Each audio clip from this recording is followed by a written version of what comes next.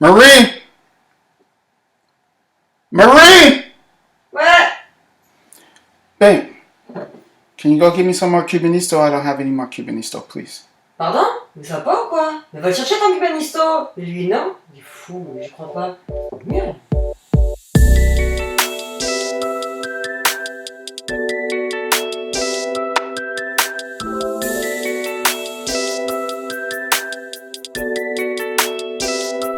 Now, moving on to current Cincinnati Bengals news. One thing that I would like the Bengals to try, and I know it's not going to happen. I already talked about it before, but I kind of want to just zero in on this point. Ryan Finley. Now, Ryan Finley, he had a great preseason. They liked him so much, they gave up draft picks, and they moved up to get him. Now, moving up to get a quarterback, that's always a big deal, no matter what round it's in.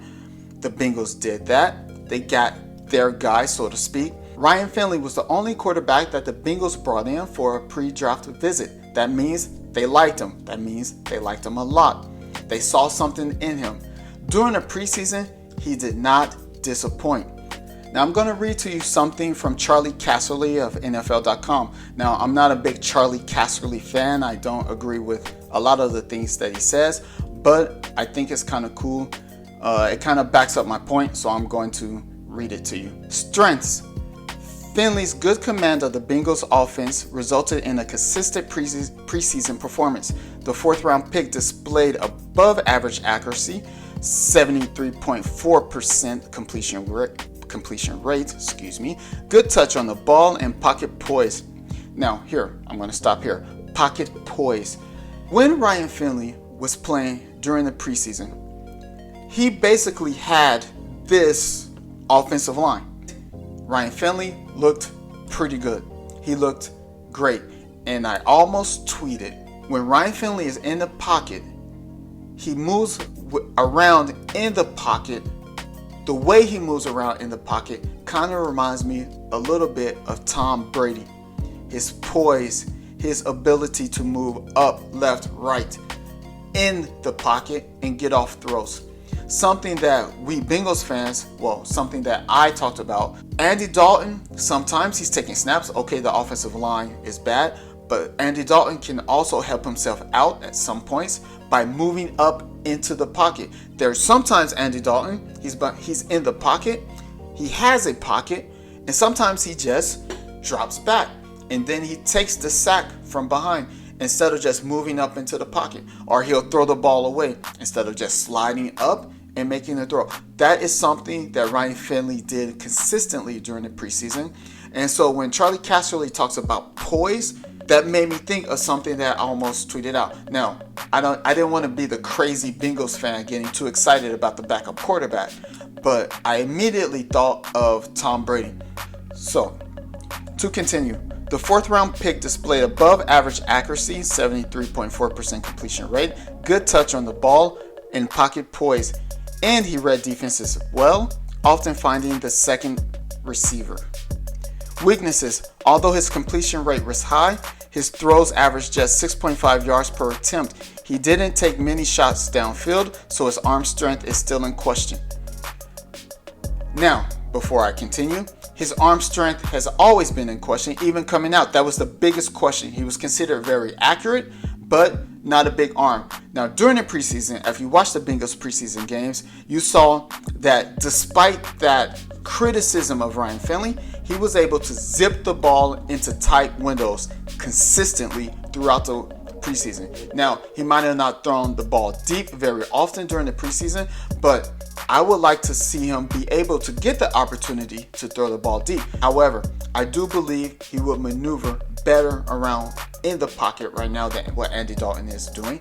And a 74% completion rate is a pretty damn good completion rate, preseason or otherwise. And the last thing that Charlie Casserly does is give Ryan Finley a grade, and he gave him a grade of A. And he says, the Bengals QB2 played better than any other rookie signal caller this preseason.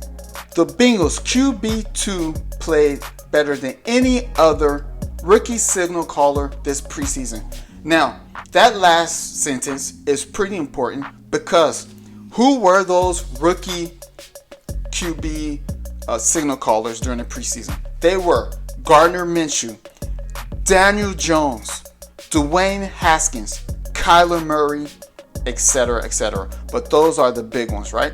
So Daniel Jones, he's just reignited the whole entire New York Giants organization. Dwayne Haskins, okay, the jury's still out.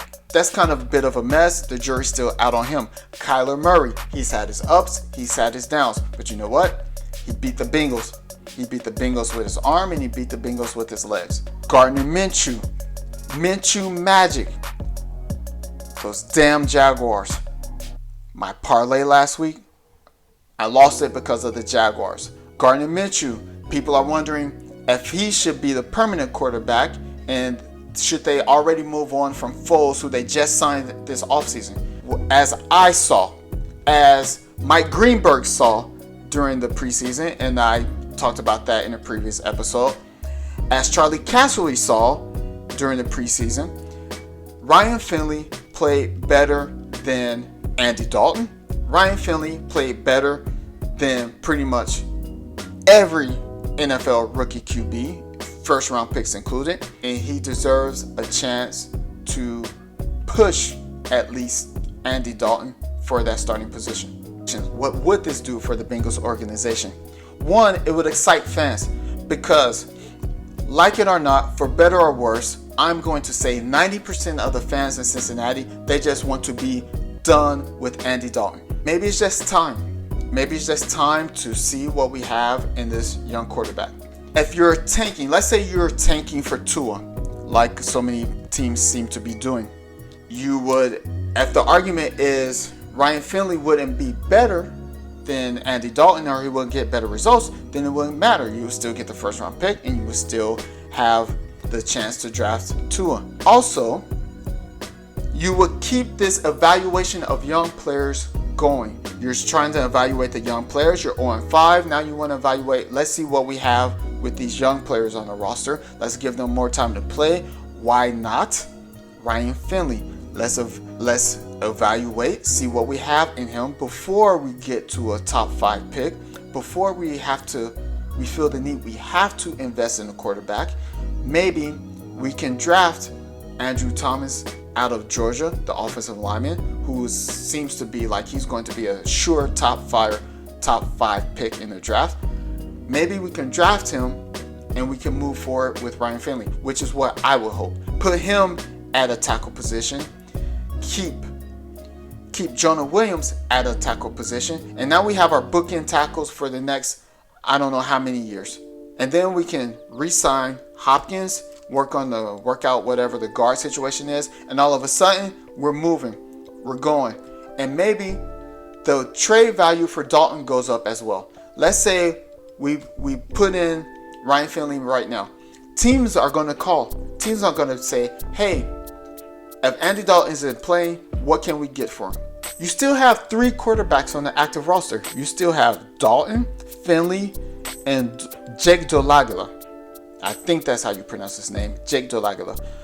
The Cincinnati Bengals are one of 13 teams that have 3 quarterbacks on their active roster. Jake Dolagala, he hasn't been active at all this year. So if we're in this evaluation of young players, if you love Jake Dolagala so much that you're going to keep a undrafted rookie free agent on the bench but on the active roster and not give that spot to a young linebacker, a young offensive lineman, what are you doing? If we're in the evaluation process part of the season, then what are you doing? You're wasting a roster spot, pretty much. Why not send Ryan Finley out there, see what he can do, evaluate. If he falls flat on his face, which I do not believe that will happen, but let's say he falls on his face, put in Jake Dolagala. I mean, you love him so much, you kept him on the 53-man roster, even though he hasn't been active all year. You're afraid to put him on the practice squad because basically that's what the practice squad is for. But you don't want to put him on there because you think he's so good that other teams might come and take him off of your practice squad. If you're that worried about it, see what he can do. If Ryan Finley falls flat once you give him a shot, put Jake Dolagala as your backup quarterback. Make Andy Dalton inactive. and see what trade calls you can get after that. And finally, it's that time again. I'm going to talk about betting, and I might be developing a problem because I think it's kind of fun. So last week, as I said before, I came out looking pretty good. This week, I'm going to take a few more chances. As far as the Ravens-Bengals game is concerned, the Bengals are a big dog. I believe the point spread is 11.5. First of all, I'm going to take the Bengals to cover because 11.5 is still a pretty big spread. And now I'm going to do something. Now, I don't know if it's because I'm feeling optimistic, but it's going to be this on bet. I'm going to bet the Bengals to win straight up. And if the Bengals win straight up, it's going to bring me a pretty good return. Now, I'm not going to put a lot of money on that. I do believe that this is a game that the Bengals might be able to sneak up on the Ravens and actually pull something out. I do believe that John Jerry at left tackle will do no worse than what Andre Smith was doing, and I do believe Billy Price at guard might be a better solution than Michael Jordan at guard. And Michael Jordan was ranked the very worst guard in the entire NFL. So I believe bringing in Billy Price and putting him at guard, first you get to evaluate Billy Price as a guard throughout the entire game. The last time he played an entire game from start to finish, he actually played really well. Now, if Billy Price comes in and he plays the way he played at Buffalo, and John Jerry can give us maybe a little bit extra, a little bit more than what Andre Smith was giving us at left tackle, then all of a sudden we have some possibilities here. I do believe that the offensive line might play a little bit better this week. I do believe that the Cincinnati Bengals might be building off of something that they had going the second half of last week's game. Momentum is not the word I would use, but maybe we're figuring out some things. We're starting to learn to work with the pieces that we have around us. Maybe we'll try to do some different things. Maybe we might actually try to put the players in positions to succeed rather than just trying to fit a system. I hope they win.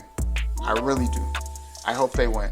I want a really high draft pick, but I don't want them going 0-16 or 1-15 and beating only the Miami Dolphins. And I do believe that the Ravens might be there for the taking this week. And I hope I'm right.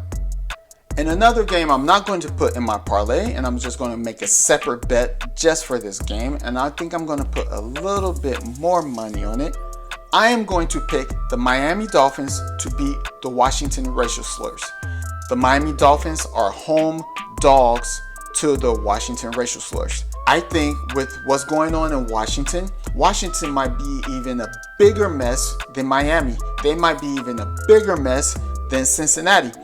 So to sum up, I've got a 7-game parlay with 6 of those games being underdogs to win. I'm betting the Cincinnati Bengals to cover the point spread of 11.5. I'm putting in another bet for the Bengals to win outright, and I'm also going to put in another bet for the Miami Dolphins to win outright. And I might put a little bit more on the San Francisco 49ers beating the Los Angeles Rams. I'm feeling really good about that game. I am turning into a complete degenerate. So I'm just going to stop now. This might be the last time I talk about gambling, because if I come on here next week and I'm still talking about gambling, I might need an intervention. I'm just saying, because it's fun. It's fun. The parlays, the individual games, the point spread, it's pretty fun. It is pretty fun. I might need an intervention. But before that intervention, I'm going to go bet these games. So you have a good day. Have a great day. Have a